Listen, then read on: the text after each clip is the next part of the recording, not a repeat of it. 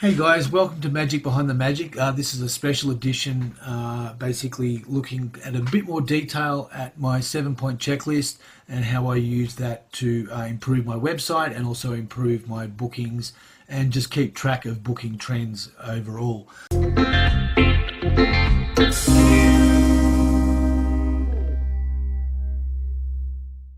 The 7-point checklist was originally created. I made it purely as a reference point to go through and check my bookings because being a kids entertainer, it is a seasonal sort of thing where there's certain times of the year where you're really busy and also certain times of the year where it's not quite as busy. And I find sometimes I just feel like things aren't moving as quick as they should. I pull out my 7-point checklist, start going through it, and quite often I find that everything's fine. It is just the trend for that time of year, or even sometimes I find that it's actually going a lot better than I thought it was, but because I hadn't compared it with anything, it just feels that way. So basically what it comes down to is that in today's world, we have the ability to collect a lot of data, and we don't have to collect all that data ourselves. Things like Google Analytics collect that for us.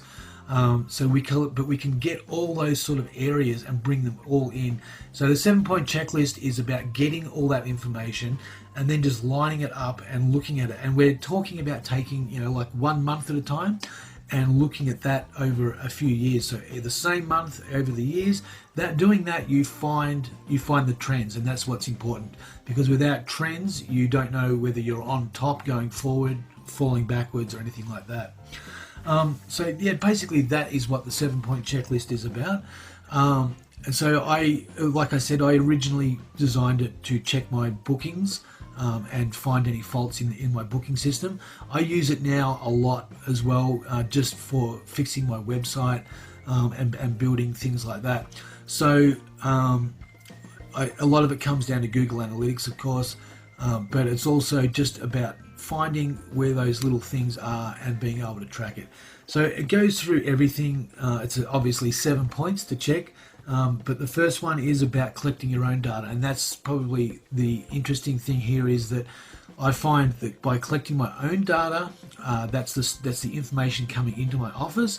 That is like the forefront. It's as you would. It's like the being in the front line of a war. You know what's going on, and you can see it very quickly there if there's a change in your trend.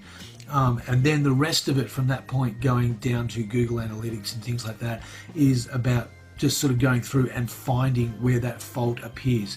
And it's like looking for a leak in a pipe throughout a house.